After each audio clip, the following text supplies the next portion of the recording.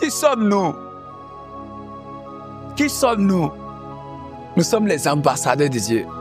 Qui sommes-nous? Nous sommes les représentants de Dieu. Qui sommes-nous? Nous sommes les distributeurs automatiques de la grâce de Dieu. Écoutez, 2 Corinthiens chapitre 5, le verset 20.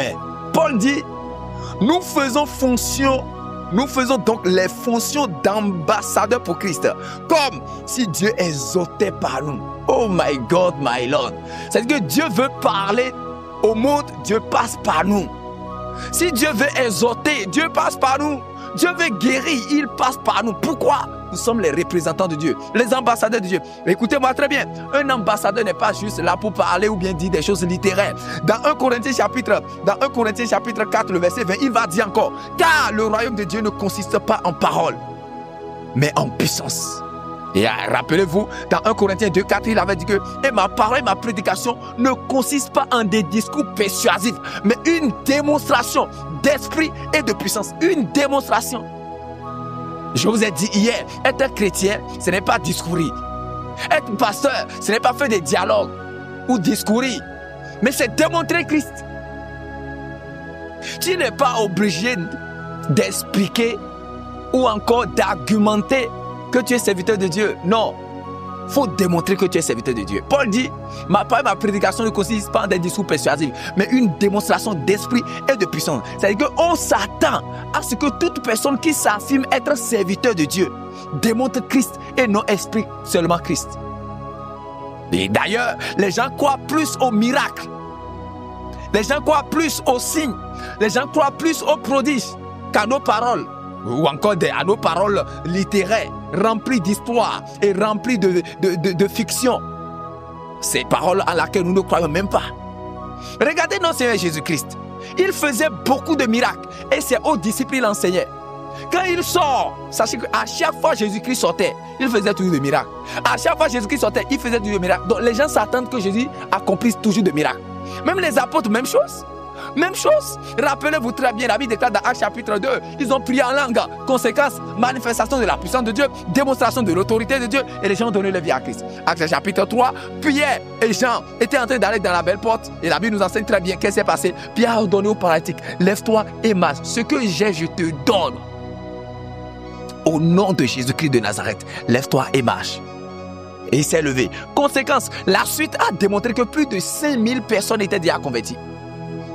Ça veut dire que ce que je peux expliquer simplement avec la parole, je répète, ce que je peux expliquer simplement pendant 20 ans, pendant 10 ans, pendant 5 ans, pendant 2 ans, pendant 1 an, un seul miracle est capable d'amener les gens à chercher à écouter ça. C'est-à-dire, je ne suis pas obligé d'aller chercher les gens. Lorsque les signes nous accompagnent, les prodiges nous accompagnent, les gens sont obligés de venir écouter Christ, de venir écouter le message de la bonne nouvelle de Jésus-Christ de Nazareth. Pourquoi? Parce que nous savons marcher par l'ordonnance de Dieu. Jésus a dit dans Marc chapitre 16, voici les miracles qui accompagneront ceux qui auront cru. En mon nom, ils chasseront les démons. Ils imposeront les mains aux malades. Les malades seront guéris. S'ils boivent quelques breuvages mortels, cela ne leur fera aucun mal. Vous parlerez de nouvelles langues. C'est-à-dire que les gens s'attendent. Oh my God. Jésus même s'attend à ce que toutes les fois vous vous présentez en son nom. Vous devez manifester les signes. Vous devez manifester les prodiges. C'est pourquoi il va dire dans Matthieu chapitre 10, le verset 7 à 8. Allez, prêchez, guérissez les malades, ressuscitez les morts, purifiez les lépreux, chassez les démons. Chassez les démons. Mais c'est impossible s'ils ne resteront pas la présence de Dieu dans nous. C'est pourquoi notre évangile ou bien nos paroles bibliques, nos cultes sont devenus des cultes littéraires, sans manifestation de la puissance de Dieu, sans démonstration de la gloire de Dieu et sans restauration de la divinité en nous. Quand Christ est prêché, la puissance est démontrée. Quand Christ est prêché, il y a toujours de guérison. Mais lisez la Bible, toutes les fois les apôtres ont prêché Christ, il y a toujours une manifestation de puissance, il y a toujours eu le salut des âmes, il y a toujours eu la restauration. Les gens ont toujours accepté Christ, les gens ont toujours donné leur vie à Jésus. Nous prêchons Jésus, mais les gens, quand même, nous prêchons Jésus, mais on se demande si nous prêchons le Jésus que Paul a prêché, le Jésus que Pierre a prêché. La totalité des possibilités divines sont capturées dans la personne qu'on appelle Christ. Quand nous retournons dans l'histoire, nous voyons que Dieu s'est révélé au monde à travers plusieurs personnes. Dieu s'est révélé en tant que Elohim. Dans Genèse chapitre 1, la Bible déclare Elohim créa, donc le Dieu créateur. Dieu s'est révélé en tant que Jéhovah Jireh. Il va dire à Moïse, I am, je suis l'Éternel. Donc il est Jéhovah Jireh, Jéhovah Shikenu, Jéhovah Rapha, l'Éternel qui me guérit. Donc Dieu au fil des années s'est révélé à travers plusieurs noms. Mais la Bible nous enseigne, autant convenu par Dieu, Dieu s'est révélé à notre génération. Ou encore, il y a plus de 2000 ans en arrière, Dieu, autant qu'il s'est choisi lui-même, il s'est révélé en la personne de Jésus-Christ de Nazareth, celui qu'on appelle le Christ. Ainsi donc, si nous voulons avoir toute la divinité en nous, si nous voulons capturer les présences de Dieu en nous, si nous voulons capturer les possibilités de Dieu en nous, la seule chose que nous devons faire, c'est de chercher à connaître la personne de Jésus-Christ. Parce que tous les noms de Dieu sont capturés en Jésus-Christ. Toutes les possibilités de Dieu sont capturées en Jésus-Christ. Avant, c'était impossible pour tout le monde de ressusciter les morts. C'était impossible pour tout le monde de guérir les malades. C'était impossible pour tout le monde de chasser les démons. C'était impossible pour tout le monde d'opérer dans les dimensions extraordinaires. C'était destiné à une minorité de personnes. Ceux qu'on appelait les sacrificateurs ou encore les souverains sacrificateurs, les prophètes et les rois. Mais lorsque Christ s'est manifesté, Dieu s'est manifesté en la personne de Jésus-Christ de Nazareth. À partir de ce moment, Dieu a donné la possibilité à tout le monde de se révéler. Dieu a donné la possibilité à tout le monde de déployer la divinité. Dieu a donné la possibilité à tout le monde de restaurer non seulement la divinité que Dieu a donnée en Adam, mais également de manifester pleinement sa nature. C'est pourquoi, si nous acceptons Jésus-Christ de Nazareth dans notre vie, ce que Dieu attend de nous, c'est que nous puissions représenter Dieu sur la terre des humains. Autrement dit, nous puissions manifester Dieu. Jean chapitre 1, 12, à tous ceux qui l'ont reçu, à ceux qui croient en son nom, elle a donné le pouvoir. Elle a donné le pouvoir. Alors, le mot pouvoir qui a été utilisé là, c'est le mot exousia. C'est le mot grec exousia, qui signifie la puissance qui émane de la connaissance de Jésus. Autrement dit, lorsque nous avons une pleine révélation de Jésus, cela active en nous une puissance. Oh my God, my Lord. Cela active en nous une force qu'on appelle la puissance de devenir enfant de Dieu. Alors, quand je me présente quelque part, je dis je suis Dieu. Si quelqu'un est jaloux, la personne n'a qu'à aller demander à Dieu pourquoi il a fait de moi enfant de Dieu. Si quelqu'un est jaloux, la personne n'a qu'à aller demander à Dieu pourquoi il a fait de moi Dieu. Je suis un Dieu, mais qu'on ne peut pas adorer. Pourquoi? Parce que Dieu est mon créateur et je suis son représentant. Autrement dit, dans l'administration de Dieu ou dans le gouvernement céleste, je suis un ambassadeur. Donc je peux prendre des décrets et déclarer, et Dieu va mettre son cachet sur ça. Pourquoi? C'est la révélation de qui je suis. Ainsi, comme je l'ai toujours dit, je le répète, si nous voulons restaurer la divinité en nous, et nous voulons que la puissance qui a eu lieu dans l'église primitive se manifeste encore, nous sommes dans l'obligation de connaître bien Jésus, la personne de Jésus-Christ, et de manifester les puissances de Jésus-Christ. Bien-aimés de Dieu, les dimensions que nous portons sont à la merci de notre révélation de Christ. Je répète, si je prophétise, c'est la révélation que j'ai de la dimension prophétique de Christ qui va me permettre de prophétiser. Si je guéris les malades, c'est la révélation que j'ai de Jésus guérisseur qui va me permettre de guérir les malades. Pourquoi? Parce que la Bible déclare que c'est par ses maîtresses que je suis guéri. Donc si je veux utiliser la guérison de Christ et guérir les malades, c'est la lumière que j'ai de la révélation de Jésus en tant que celui par lequel les maîtresses guérissent, que je peux guérir les malades. Alors, si je veux chasser les démons, c'est la révélation que j'ai que à la mention du nom de Jésus, tout genou fléchit. Autrement dit, les démons sont obligés de fléchir. C'est à cette révélation que je vais manifester Christ. Ainsi, je le répète, peu importe la dimension dans laquelle tu veux opérer, même si c'est dans les dimensions économiques, même si c'est dans les dimensions conjugales, même si c'est dans une quelconque dimension ou encore quelconque domaine de ta vie, si tu n'as pas la révélation de Christ dans ce domaine ou dans cette dimension, tu ne peux pas. Alors, la Bible nous enseigne que Jésus-Christ prêchait avec autorité et puissance, ce que les Juifs n'avaient jamais vu, ce que les Juifs n'avaient jamais expérimenté ni déployé. Donc si je veux prêcher avec autorité, avec puissance, avec assurance, avec zèle, avec capacité, avec puissance, je dois maîtriser la révélation de Christ en tant que prédicateur excellent qui n'ait jamais existé dans l'univers. Ce n'est pas étonnant que Paul puisse prêcher comme il prêche. Pourquoi? Ou Paul a prêché comme il a prêché. Pourquoi? Parce qu'il a eu la connaissance et la révélation de Christ. Écoutez-moi très bien. Quand vous lisez toute la Bible, nous réalisons que Jésus-Christ s'est révélé à travers plusieurs offices. En tant que Dieu le Fils, en tant que Fils de Dieu, en tant que Fils de l'homme et en tant que le Christ. Je crois que à partir de demain, nous allons nous attarder beaucoup sur le Christ d'abord. Parce que c'est à travers Christ que nous pouvons manifester 3 grandes dimensions par lesquelles nous allons rentrer dans une dimension de prière, rentrer dans une dimension d'autorité, rentrer dans une dimension d'expérimentation de la gloire de Dieu. Et tous les hommes de Dieu qui m'écoutent, je vous assure par la grâce de notre Seigneur Jésus-Christ et je vous garantis, en vertu de l'autorité qui m'a été conférée par le ciel, que les dimensions du ciel vont être manifestées dans ta vie au nom de Jésus. Les dimensions du ciel vont être manifestées dans ta vie au nom de Jésus. Aujourd'hui, ce que je veux que tu comprennes, c'est je suis ambassadeur de Christ. Aujourd'hui, ce que je veux que tu puisses dire, c'est je suis représentant de Dieu. Tu n'es pas n'importe qui.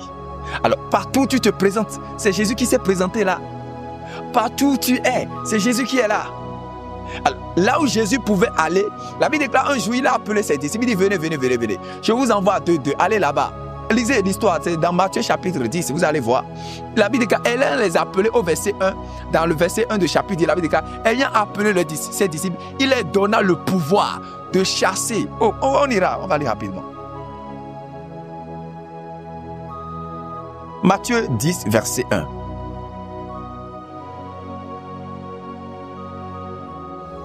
Puis, ayant appelé ses 12 disciples, il leur donna le pouvoir de chasser les esprits impurs, de guérir toute maladie. De guérir toute maladie. Oh my God, my Lord. De guérir toute maladie. Ça veut dire qu'il y a cancer dedans, il y a fibrome dedans, il y a sinusite dedans, il y a hémorroïde dedans, il y a drépanocytose dedans, il y a toutes sortes de maladies dedans. Toute maladie. Paralysie dedans. Trouvez-moi une maladie qui n'était pas dedans. Toute maladie. La suite est toute infirmité. Alors, si le Seigneur Jésus-Christ est revenu encore au verset 7, 8 pour dire guérissez les malades. Quand vous allez finir de prêcher, guérissez les malades. Parce que dans le verset 7, il dit prêchez, dites-le, le royaume des cieux est proche. Et quand vous allez finir ça, dans le verset 8, guérissez les malades, ressuscitez les morts, purifiez les lépreux, chassez les démons. Vous avez reçu gratuitement. Donnez aussi gratuitement. Ça veut dire que dans l'ordonnance de Dieu, la résurrection des morts est une chose normale, est une chose pour tout le monde. La guérison des malades est une chose normale. Ou encore, le fait de chasser les démons, le fait de délivrer un fou, le fait de libérer quelqu'un de la juridiction de la sorcellerie, de la juridiction des féticheurs, de la juridiction des satanistes, de la juridiction des roso-chrétiens, de la juridiction des mystiques, c'est une chose normale. Si nos églises ont peur de la sorcellerie aujourd'hui, ça veut dire que nous ne connaissons pas qui nous sommes. Si les chrétiens d'aujourd'hui ont peur de la sorcellerie, c'est parce que nous ne savons pas qui nous sommes. Nous ne savons pas qui nous sommes. Nous ne savons pas qui nous sommes. Demain, je vais vous expliquer le danger pour une église, le danger pour un homme de Dieu, le danger pour une nation de ne pas restaurer Christ. Cette personne, cet homme de Dieu, cette église ou cette nation, quoi, ça pète. Et s'il n'y a pas des gens capables de se tenir debout et de dire no way, no way, cette nation va courir à sa pète. C'est pourquoi je refuse que le Dieu de la Bible soit méprisé dans ma génération. Parce que je connais le danger que court une nation, une génération, si Christ n'est pas restauré. Tu vas déclarer, parce que Christ est mon chef et parce que je suis son représentant et son ambassadeur, je prends l'engagement dès aujourd'hui de le représenter valablement partout où je passe. Je prends l'engagement de démontrer partout où je passe que je suis chrétien. Il y a des gens incapables de tenir leur Bible en main. Pourquoi? Il y a des gens qui ne... Écoutez, dans ton boulot, on fait magouille pour prendre l'argent. Toi, mais tu fais magouille. Tu étudies, tu triches. Le païen triche. Quelle est la différence entre les deux? Ça veut dire que tu travailles quelque part. Tout le monde vole l'argent. Toi, mais tu voles l'argent. Quand tu as dit Jésus, les gens vont te respecter. Si vous faites les mêmes bêtises. Tu es à l'université. Tes amis sont en train de tricher. Toi, mais tu es en train de tricher. Quand tu as dit Jésus, les gens vont t'écouter. Quand? Ça dit, ok, vous travaillez quelque part. Tout le monde insulte le patron. Toi, mais tu insultes le patron. Oh, dans ta Bible, il est écrit de prier pour nos chefs. Dis-moi la vérité. Quand est-ce que les gens vont respecter ton Jésus? Ça, tu es devenu un monsieur rolala. Un monsieur tout le monde. Ce que les païens font, toi, mais tu fais. Dis, j'ai de la valeur. Parce que je représente Christ. J'ai de la valeur. Parce que je suis ambassadeur de Christ. J'ai de la valeur. Parce que Christ parle par moi. J'ai de la valeur. Parce que Christ se démontre et veut se démontrer par moi. Je veux prier pour vous aujourd'hui particulièrement. Je prie que Dieu active en vous cette soif de le rechercher. Je prie que Dieu active en vous ce désir ardent de le manifester dans votre génération. Je ne connais pas pour vous, mais toutes les fois, moi, je lis ma Bible. Regarde, la Bible déclare, regarde, ayant appelé les 12 disciples, il leur donna le pouvoir. Matthieu chapitre 10, le verset 1. Ayant appelé les 12 disciples, il leur donna le pouvoir. Si parmi les 12 disciples, il y avait le nom de Pierre, aujourd'hui, si on va relire ce texte, on allait dire, puis ayant appelé David, Jésus lui donne le pouvoir de chasser les démons, de chasser les esprits impurs et de guérir toute forme de maladie et toute infirmité. C'est ce qu'on allait dire si c'était Jésus était là aujourd'hui. Jésus allait dire, ayant appelé David, ayant appelé Pierre, ayant appelé Jephthé, ayant appelé Romaric, ayant appelé Christian, ayant appelé Kelly, ayant appelé Arnaud, ayant appelé qui encore Christian, ayant appelé David, ayant appelé Blaise, ayant appelé qui? Ayant appelé, voilà, tout le monde. Il leur donna le pouvoir. C'est pourquoi j'ai dit souvent, vous vous rappelez, je dis souvent, j'ai dit à la convention 40 matin de l'année dernière qu'en réalité là, on doit chercher un autre nom qu'on va donner à ceux qui se disent chrétiens. Parce que tout le monde n'est pas chrétien. Être chrétien, c'est comme être petit Christ. Aujourd'hui, les gens disent je suis chrétien, c'est faux. Tout le monde n'est pas chrétien. Être chrétien, c'est représenter Christ valablement sur la terre des humains. Nous sommes trop en retard. Nous sommes en retard. Avec l'allure où les choses sont là, nous sommes en retard. Nous sommes en retard. Avec l'allure des choses, nous sommes en retard. Que Dieu vous bénisse abondamment. Rendez-vous demain. Alors, comme annonce par la grâce de Dieu, nous allons commencer une belle séance, je crois, dans les 20e jours, je crois, une séance de témoignage où ce seraient les derniers jours, seront des moments où, avec mes collaborateurs, vous allez préparez-vous, ils vont vous conduire dans des moments de prière. Ils vont vous conduire dans des moments de prière, et également des moments où je vais partager mon témoignage de conversion avec vous. Et on va voir un peu l'organigramme du cosmos satanique. On va parler un peu de toutes ces histoires-là. Pour que vous puissiez avoir d'autorité. Parce que, écoutez-moi très bien, quand nous parlons des démons, certaines personnes disent que non, pourquoi nous parlons on se concentre trop sur les démons. Jésus qui est le maître, Jésus a parlé des démons beaucoup.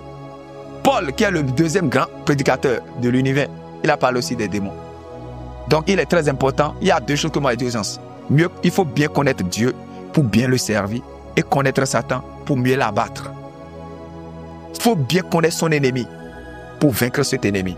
Donc, tu dois bien connaître Dieu pour bien le servir et bien le représenter sur la terre des humains. Et tu dois aussi bien connaître Satan pour bien le battre, pour bien le frapper et bien dominer lui et son organisation. Dieu nous a donné le pouvoir de dominer. Allez et dominer. N'oubliez pas de partager le message. Alors, je nous annonce, par la grâce de Dieu, le dernier jour, donc le 8 novembre, par la grâce de notre Seigneur Jésus-Christ, nous tous, nous serons à Fidjrosset par la grâce de Dieu. Les hommes de Dieu qui étaient à la retraite là, c'est là-bas nous serons par la grâce de Dieu. Alors le 8, je vais vous revenir pour les détails. Le 8, nous serons à Fidjrosset par la grâce de notre Seigneur Jésus-Christ. Alors, il y a une liste de soutien pour la retraite et pour la convention 40 matin qui est déjà ouverte. Et vos contributions, vos participations, la Bible déclare ne venez pas dans la maison de l'Éternel les mains vides. C'est vrai que les chrétiens n'aiment pas quand on parle d'offrande. Quand on est en train de faire le programme, les gens entendent tu es béni, ils disent Amen. Tu es béni, Amen. Tu es béni. Mais quand on commence par parler d'offrande, c'est comme hey! La partie où les gens n'aiment pas ça.